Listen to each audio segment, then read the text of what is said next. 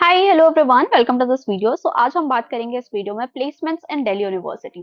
तो दिल्ली यूनिवर्सिटी कैसी placement offer करता है, कौन कौन सी कंपनीज आती हैं एक्चुअली में दिल्ली यूनिवर्सिटी में। मैं अपने एग्जांपल अपने कॉलेज का लाइव तुम्हें पोर्टल दिखा रही हूँ प्लेसमेंट सेल का, कि क्या कंपनीज आई हुई थी, कैसे अप्लाई करते हैं, क्या सिलेक्शन प्रोसेस होता है, कितने स्टेप्स में तुम्हारा सिलेक्शन हो रहा होता है, एंड फाइनली तुम्हें प्लेसमेंट कैसी मिलती है, कितना पैकेज की कंपनीज आ रही होती हैं प्लेसमेंट्स के लिए, और तुम्हारे किन कैंपसेस में प्लेसमेंट्स होती हैं। अब ये सारी बातें हम डिटेल में आज इस वीडियो में डिस्कस करेंगे।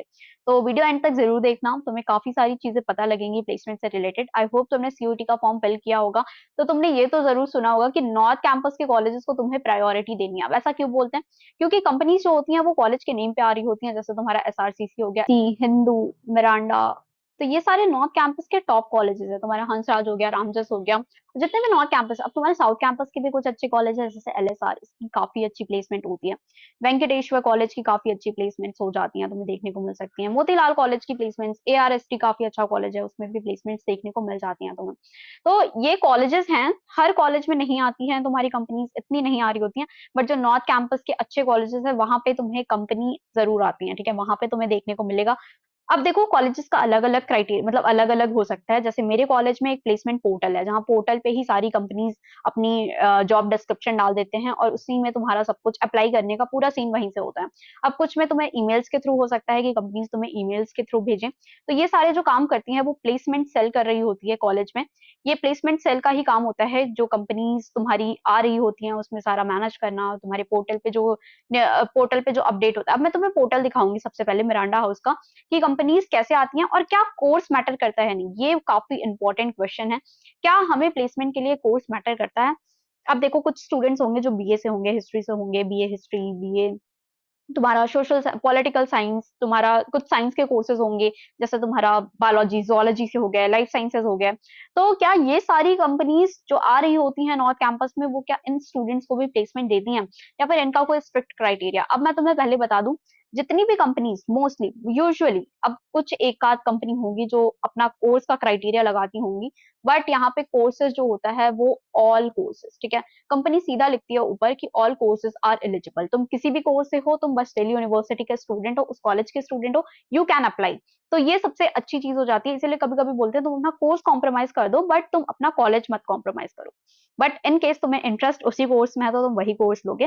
बट एज सच कंपनी का कोई स्ट्रिक्ट रूल नहीं होता कि तुम इस पर्टिकुलर कोर्स के होने चाहिए प्लेसमेंट में बैठने के लिए, नहीं। मैं तुम्हें दिखाऊंगी अपने कॉलेज का पोर्टल, तो वहां पे सीधे लिखता है all courses are eligible. But usually जो प्लेसमेंट्स के लिए बेटर कोर्सेज माने जाते हैं वो है तुम्हारा BCom honours, eco honours, stats honours हो गए, तुम्हारे मैथ्स ऑनर्स हो गया, ठीक है। बीएससी इन कंप्यूटर साइंस की भी प्लेसमेंट होती है यहाँ पे। तो प्लेसमेंट, तुम्हारे प्लेसमेंट पे लिखेगा ऑल कोर्सेज, बट जो कंपनी की प्रोफाइल आ रही होती है वो इन्हीं सब्जेक्ट्स के अराउंड होती है। तो तुम देख सकते हो, बट ऑल्दो कोर्स मैटर नहीं करता, क्योंकि कंपनी खुद नहीं बोल रही है कि तुम बीकॉम ऑनर्स के होने चाहिए, इको ऑनर्स के होने चाहिए। तो तुम खुद पे ये क्यों ला रहे हो? अब देखो, थर्ड ईयर के लास्ट में तुम्हारी प्लेसमेंट हो रही होती है, ठीक है। तो थर्ड ईयर से कंपनी आने लगती है, और थर्ड ईयर में ही तुम अप्लाई कर पाओगे। 4 ईयर प्रोग्राम में तो मे बी फोर्थ ईयर पे तुम अप्लाई कर पा रहे होगे। अब कंपनीज का पैकेज देखो, यहाँ पे कुछ क्राइटेरिया होता है। यहाँ पे तुम्हारी टीयर 1, टीयर 2, टीयर 3। टीयर 2 में अब 12 लाख का पैकेज मिलता है तुम्हें। टीयर 2 में तुम्हारे 6 to 12 लाख का पैकेज लग रहा होता है। एंड टीयर 3 की जो कंपनीज होती हैं वो तुम्हारे बिलो 6 lakhs होती हैं, मतलब 2 LPA, 3 LPA, 4 LPA, 5 LPA, ऐसे कंपनीज आती हैं। अगर तुम्हारा टीयर 1 में हो गया तो तुम टीयर 2 में पार्टिसिपेट नहीं कर सकते हो, ऑब्वियसली तुम करोगे भी नहीं। अगर तुम्हारा 12 लाख का पैकेज लग रहा है तो तुम क्यों 3 लाख के लिए अप्लाई करोगे, राइट? हम बात करते हैं कि प्लेसमेंट के लिए अप्लाई कैसे करना होता है। तो अब ये कॉलेज टू कॉलेज वेरी कर सकता है। ये मिरांडा हाउस का प्लेसमेंट पोर्टल है, ऐसे कॉलेजेस का तुम्हारा प्लेसमेंट पोर्टल होगा खुद का। नहीं होगा तो फिर तुम्हें ईमेल्स के थ्रू कंपनीज तुम्हें मैसेज करेंगे, प्लेसमेंट सेल तुम्हें ईमेल के थ्रू अप्रोच करेंगे। तो यहाँ पे तुम देख सकते हो, मेरे कॉलेज का प्रॉपर प्लेसमेंट पोर्टल है जहाँ पे तुम अप्लाई कर सकते हो। यहाँ पे जो कंपनी है उसकी डेडलाइन तुम्हें 31 मार्च है, तो यहाँ पे अप्लाई नाउ का ऑप्शन दिख रहा है। बट नीचे तुम देखोगे गोदरेज, तो इन सबकी डेडलाइन चली गई है, इसलिए अब तुम अप्लाई नहीं कर सकते हो। तो डेडलाइन के पहले पहले तुम्हें अप्लाई करना होता है। अप्लाई करने का जो तुम्हारा प्रोसेस है वो बहुत ही सिंपल सिंपल है, जस्ट तुम्हें कुछ नहीं करना है, यहाँ पे तुम्हें अपना सीवी या रेज्यूमे अपलोड करना है। ये रेज्यूमे अपलोड करके सेव कर देना है। उसके बाद अगर तुम्हारा रेज्यूमे शॉर्टलिस्ट होता है तो एक व्हाट्सएप ग्रुप बनाया जाएगा जहाँ पे तुम्हें फर्दर नोटिफिकेशन दी जा रही होगी, तुम्हारा मेल पे, तुम्हें कॉग्निटिव टेस्ट, वो सारा मैं आगे प्रोसेस डिटेल में एक्सप्लेन करूंगी। अभी मैं इंपॉर्टेंट चीज जो तुम्हें दिखाना चाहती हूँ यहाँ पे, वो है तुम्हारा कोर्स मैटर करता है और क्या प्रोफाइल्स आती है, ठीक है, किस टाइप की प्रोफाइल आ रही हो। तो तुम देख सकते हो यहाँ पे सेल्स की आ रही है, customer relation management, human resource HR की है, तो काफी सारी एजुकेशनल, तुम्हारी टीचर्स की भी रोल्स आ रहे हैं हमारे कॉलेज में। तो ये डिपेंड कर सकता है, हर साल चेंज होता है, ये जरूरी नहीं है कि अभी ये मेरे टाइम पे जो कंपनीज आई हैं वो तुम्हारे टाइम पे भी सेम रोल के लिए आ रही हो। तो तुम देख सकते हो गोदरेज की सेल्स में आई हुई है, एक्सेंचर आई हुई है, जोमेटो आई हुई है, तो मैं सबकी मार्केटिंग स्पेशलिस्ट, तो ये सारी कॉर्पोरेट वाली हैं, ठीक है। तो तुम अगर साइंस के कोर्सेज के हो, तुम एक्सपेक्ट कर रहे हो कि मुझे कुछ साइंस में कंपनीज मिल जाए, तो ऐसा नहीं होता। यूजुअली देखो, फ्रेशर्स ना, जो फ्रेशर्स होते हैं उन्हें सेल्स में ही मोस्टली जॉब प्रेफर करते हैं, वो कंपनीज फ्रेशर्स को ही उठाती है सेल्स के लिए, या फिर मार्केटिंग हो गया, एचआर हो गया, तो ये सारी तुम्हारी कॉर्पोरेट वाली जॉब्स तुम्हें मिल रही होंगी। तो जॉब की प्रोफाइल तुम्हें समझ में आ गई। अब मैं तुम्हें एक चीज ओपन करके दिखाती हूँ। फॉर एग्जाम्पल ये गोदरेज का है, ठीक है। जॉब डिस्क्रिप्शन पे मैं गई, जॉब डिस्क्रिप्शन में सब कुछ दिया होता है, वो क्या डिमांड कर रही है कंपनी तुमसे। तो सबसे पहले एलिजिबिलिटी तुम्हारी, मैंने तुम्हें पहले ही बोला था कोर्स मैटर नहीं करता, कभी भी कंपनीज यूजुअली ये नहीं लिखती कि तुम बीकॉम के होने चाहिए, तुम बीए के इस कोर्स के होने चाहिए। तुम ग्रेजुएट हो, 2024 बैच के हो, किसी भी डिग्री के हो, तुम एलिजिबल हो अप्लाई करने के लिए।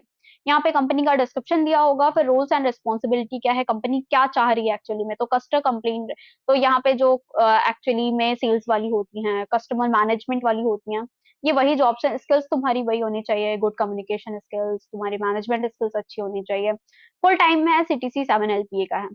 नेक्स्ट जोमेटो का है, जोमेटो में भी तुम्हारा ये सेम ही था, रिस्पॉन्सिबिलिटी तुम्हारी। जोमेटो एसोसिएट एक्सेलरेटर प्रोग्राम था इनका, जिन पे तुम्हें करना था। यहाँ पे स्किल रिक्वायर्ड में बहुत ही बेसिक इन्होंने लिख रखा है, कम्युनिकेशन स्किल्स, तुम्हारे कस्टमर फोकस, मतलब तुम कैसे मैनेज करोगे कस्टमर्स को, प्रॉब्लम सॉल्विंग स्किल्स, तो ये एनालिटिकल माइंडसेट, तो ये सारी स्किल्स जो कॉर्पोरेट वाली स्किल्स होती हैं वही रिक्वायर्ड है। यहाँ पे तुम हर जगह देख सकते हो बैच ऑफ 24, कहीं पे भी कोर्स पर्टिकुलर मेंशन नहीं है। तुम यहाँ पे इस कंपनी का भी देख सकते हो, ऑल कोर्सेज बैच ऑफ 24। तुम इस कंपनी का देखोगे, ऑल कोर्सेज बैच ऑफ 24, तो कोई भी पर्टिकुलर कोर्स डिमांड नहीं कर रही है कंपनी तुमसे, ठीक है, ऑल ग्रेजुएट। एक्सेंचर का तुम देख लो, तो जिसका भी तुम देखो, अब देखो आईसीआईसीआई एक कंपनी ऐसी है जो आई हुई थी और ये तुमसे कोर्स डिमांड कर रही है। जब कंपनी एलिजिबिलिटी में कोर्स लिख देती है, तो फिर तुम इसी कोर्स के होने चाहिए, तभी तुम अप्लाई कर पाओगे। तो यहाँ पे तुम देख सकते हो, physical science, computer science, economics honours, economics and mathematics और फिजिक्स ऑनर्स, ये सब इतने ही कोर्सेज के स्टूडेंट्स एलिजिबल थे इस पर्टिकुलर आईसीआईसीआई बैंक में अप्लाई करने के लिए। बाकी कोर्सेज एलिजिबल नहीं है। तो जब कंपनी ऐसा बोल देती है तो तुम्हें इस पे स्टिक करना पड़ेगा। बट यूजुअली जितनी भी कंपनीज आई हैं, सिर्फ इसको छोड़ के बाकी सब में कोई भी कोर्स डिमांड नहीं किया है उसने स्पेशली। फिर यहाँ पे तुम्हें सब कुछ देखने को मिल जाएगा कि रोल्स क्या है, वर्क फ्रॉम ऑफिस है, कितना तुम्हारा सीटीसी है, तो 6 LPA 7 LPA, यूजुअली 10, तुम्हारी 6 to 10 LPA के बीच में कंपनी आ रही होती है। तो जितनी भी मैंने दिखाई तुम्हें, 3 की दिखाई, 3 आई है, 4 LPA की आई हुई है, 6 LPA है, तुम्हारा 7 LPA है। तो ग्रेजुएशन मतलब यूजी के लिए that is more than enough, ठीक है, मोर देन इनफ, काफी अच्छा प्लेसमेंट है फिर भी तुम इसे बोलोगे। तो यहाँ पे तुम देख सकते हो इसका सिलेक्शन प्रोसेस, लोकेशन तुम्हारी, और तुम्हारा जो भी रिक्वायरमेंट है इनकी। तो मैं जस्ट तुम्हें सिंपल सा यही दिखाना चाह रही थी कि कंपनीज के रिक्वायरमेंट क्या होती हैं, वो क्या तुमसे मतलब डिमांड कर रही है, ठीक है। तो कॉर्पोरेट वाली ही आती हैं। अगर तुम बीकॉम वगैरह की हो तो तुम्हें इजी होगा, क्योंकि तुम वही सारे सब्जेक्ट्स पढ़ते हो। बट अब मार्केटिंग हो गया, एचआर हो गया, वो कोई भी स्टूडेंट कर सकता है। तुम साइंस के हो, तुम मार्केटिंग की जॉब कर सकते हो। सो आगे हम देखते हैं कि सिलेक्शन प्रोसेस क्या होता है, कैसे तुम्हारा शॉर्टलिस्ट होता है एंड प्लेसमेंट फाइनल कैसे मिल रही होती है। तो मैंने गोदरेज के लिए अप्लाई किया था, ऑल्दो मुझे प्लेसमेंट नहीं चाहिए थी, बट स्टिल मैंने just for experience and knowledge मैंने अप्लाई किया। तो सबसे पहले तुमने अपना सीवी अपलोड किया। सीवी का फॉर्मेट कुछ ऐसा होता है, यहाँ पे तुम अपना कॉलेज लिखोगे, कॉलेज में तुम्हारा कोर्स, तुम्हारी परसेंटेज, 10th 12th के मार्क्स, तुमने एकेडमिक में क्या अचीवमेंट्स हैं, तुमने सोसाइटी, सोसाइटी बहुत इंपॉर्टेंट होती है, जो 3 साल में तुम काम करते हो ना, फिर वो सीवी में लिखने के लिए काम आता है। तो सीवी में तुमने किस प्रोजेक्ट पे काम किया, तुमने कहाँ पे इंटर्नशिप्स की है, वो सारा इस फॉर्मेट में तुम लिखते हो। तो मैंने अपना रेज्यूमे अपलोड किया था एंड मेरा रेज्यूमे सेलेक्ट हो गया था। तो यस, शॉर्टलिस्टिंग के बाद मुझे एक व्हाट्सएप ग्रुप में ऐड किया गोदरेज के, वहां पे मुझे ईमेल आया हुआ था cognitive test and video assessment का।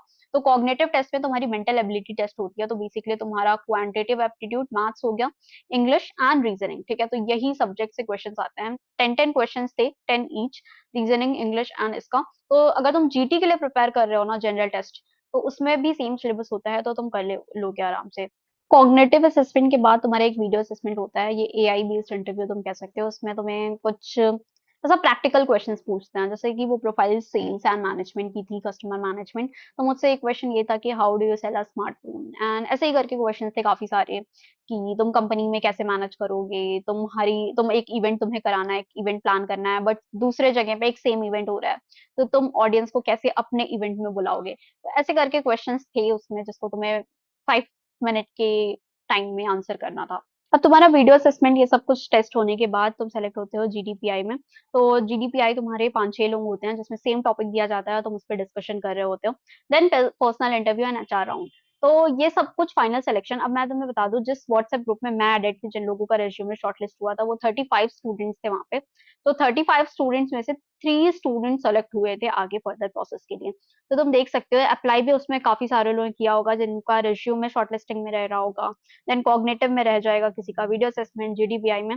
तो प्लेसमेंट लेना एक्चुअली में एक डिफिकल्ट टास्क है, इतना इजी नहीं होता कि तुम प्लेसमेंट ले लो, क्योंकि कम कॉलेज तो कंपनी ले आएगी, बट कंपनीज तुम्हें सेलेक्ट करेंगे या नहीं, क्योंकि वो ऐसे स्टूडेंट किसी भी स्टूडेंट्स को नहीं ले लेंगे जो एक्चुअल में वर्क कर पा रहा होगा, वो नहीं लेंगे, ठीक है। तो फाइनल सिलेक्शन कंपनीज का होता है, वो काफी सारे प्रोसेस के थ्रू तुम्हें जाना पड़ेगा। अगर वो सारे में तुम सेलेक्ट हो जाते हो, तो फाइनल प्लेसमेंट हो रही होती है। तो मेरी प्लेसमेंट तो नहीं हुई थी, ऑल्दो मुझे बैठनी, सबको नहीं बैठनी होती है। तुम देख रहे हो कितने कम स्टूडेंट्स की रेशियो सेलेक्ट हुई थी, मतलब कितने कम स्टूडेंट्स ने अप्लाई किया होगा। तो सबको नहीं बैठनी होती, बहुत कम स्टूडेंट्स, ऑलमोस्ट मान लो 100 स्टूडेंट्स ही बैठते हैं प्लेसमेंट के लिए एक बैच में। बाकी स्टूडेंट्स आगे अपनी फर्दर एजुकेशन के लिए जा रहे होते हैं। तो जरूरी नहीं है कि सभी अप्लाई करें, बट हाँ, कंपनीज आती हैं। तुम्हारा एवरेज जो है 3 to 10 एलपीए का लगता है यहाँ पे दिल्ली यूनिवर्सिटी में, अनटिल और अनलेस तुम एसआरसीसी से हो या एलएसआर से हो, तो उसकी प्लेसमेंट और भी जाती है। 35 एलपीए उसका हाईएस्ट पैकेज था एसआरसीसी का। तो हाँ, यूजी लेवल पे काफी अच्छा है, मतलब इट्स डिसेंट, ठीक है, डिसेंट है इतने में, ठीक है। मतलब यूजी लेवल पे अगर तुम इतना भी कर ले रहे हो, तो काफी अच्छी प्लेसमेंट लग रही है तुम्हारी। उसके बाद आगे तुम अगर मैनेजमेंट में ही करना है, तो एमबीए वगैरह करके काफी अच्छी प्लेसमेंट ले सकते हो तुम। सो या that's all about it, Delhi university का प्लेसमेंट सीरीज।